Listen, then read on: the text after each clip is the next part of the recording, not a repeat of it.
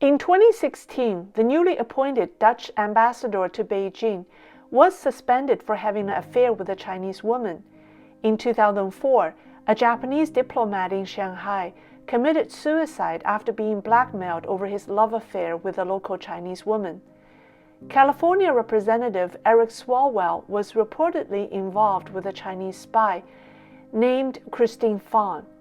And could media tycoon Rupert Murdoch have married a Chinese intelligence agent? Hello, welcome to Lei's Real Talk. I'm Lei. In the last video, which is part 1 of this series, we talked about one type of honey trap, which is what I called the one-night stand trap, for lack of a better term. The goal is to set the targets up so as to get their acts of indiscretion on video for blackmailing. There is another type, which is more deceptive. I call it the relationship trap. It is geared toward long-term espionage.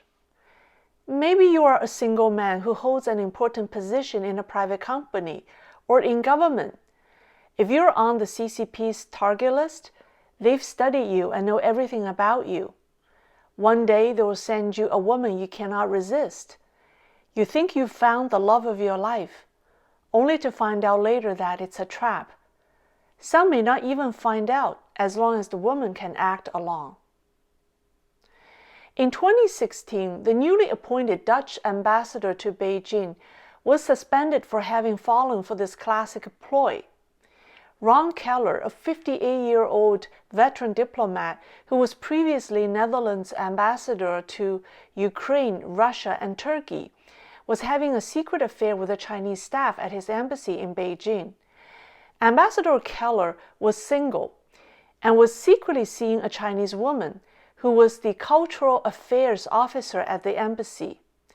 According to Dutch newspaper De Telegraaf, Ambassador Keller and the woman were not just involved in a romantic relationship, but also exchanged compromising photos.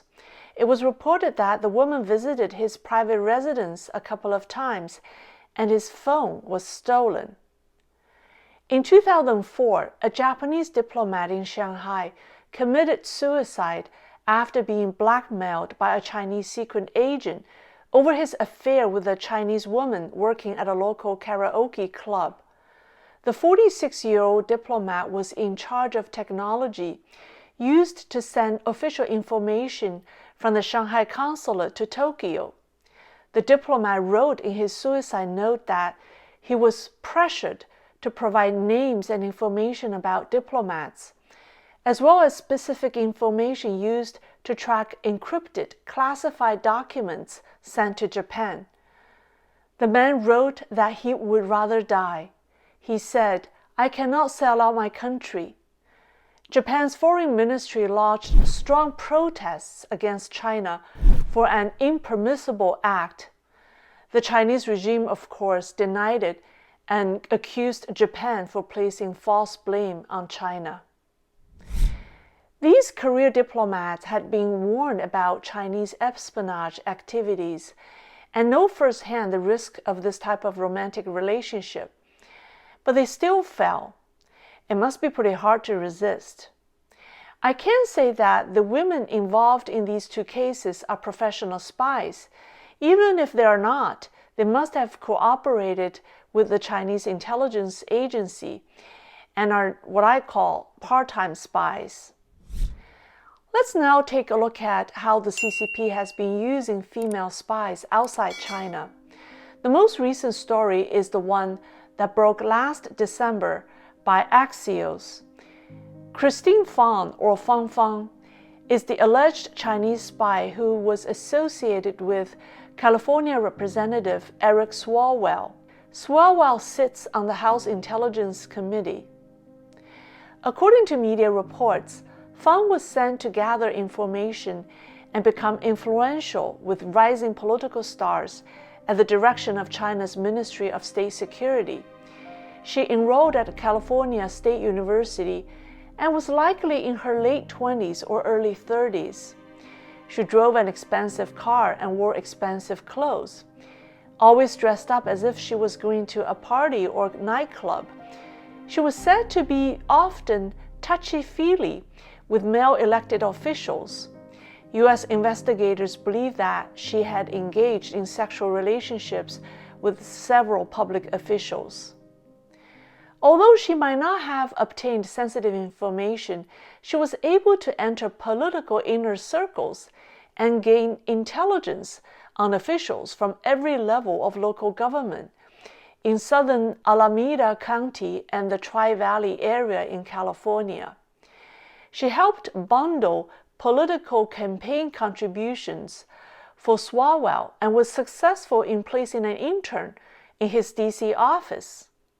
I wonder where that intern is now. When Swalwell, her most high-profile target, became a member of the House Intelligence Committee in 2015, the FBI started investigating their alleged relationship, and Fang abruptly fled the U.S. People active in the local politics said that she came from nowhere and disappeared mysteriously. Even after she left, she was friends with Swalwell's brother and father on Facebook. Daniel Hoffman, a retired CIA officer, believes that more than hundreds, if not thousands, of these Chinese spies are out there trying to get in bed with top U.S. officials. The honey trap spies usually have attended top universities and speak very good English. They not only target high-profile politicians and business executives, but also aides and staffers. Hoffman said that they want to latch on to someone like a Swalwell when the person is still a junior, because it's much harder to do that when someone is already big and well-known. Well, not necessarily. Chinese spies have always had access to bigwigs. The most famous one is perhaps the former wife of media tycoon Rupert Murdoch, Wendi Deng, who has been a suspected CCP spy. There have been many media reports about Deng's being a Chinese spy. Vanity Fair did a long article on her in 2018. In the same year, the Wall Street Journal published a story suggesting that Jared Kushner and Ivanka Trump were warned by U.S. intelligence agencies that Wendi Deng Murdoch may be using their friendship to further the goals of the Chinese government. By the way, Murdoch owns the Wall Street Journal, so if he didn't okay it, the paper wouldn't have published the article. Some media reports mention that Murdoch himself told others that his ex-wife is a Chinese spy. The New York Times did a lengthy report on Murdoch and his vast media empire in 2019.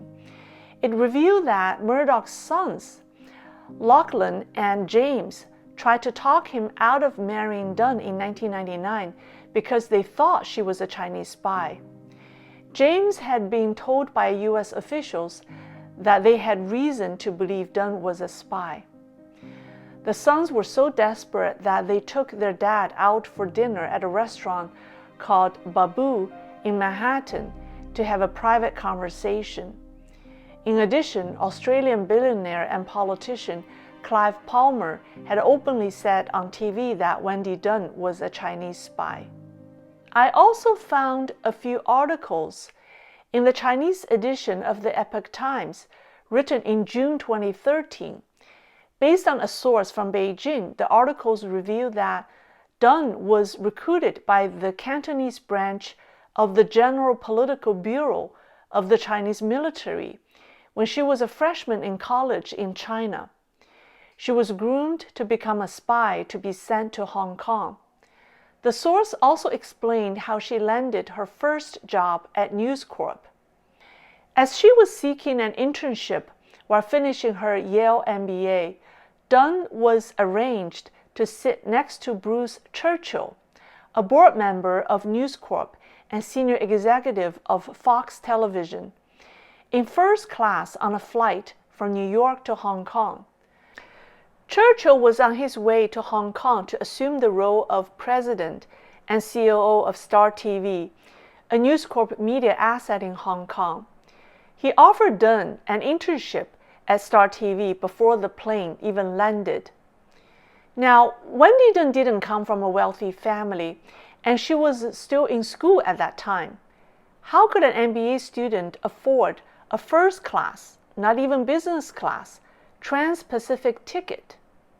The timing was 1997, right around the time when Britain returned Hong Kong to China. The source revealed that the General Political Bureau of the Chinese military was put in charge of Hong Kong media.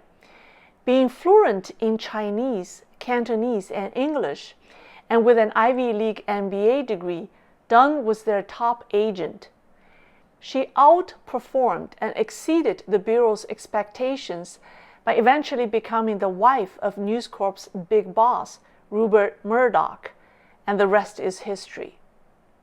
Still, one may argue that all of this is speculation, and that no one knows for sure if Wendi Deng is or is not a Chinese spy. And I agree. But perhaps the most convincing evidence is the Chinese regime's reaction to the claim.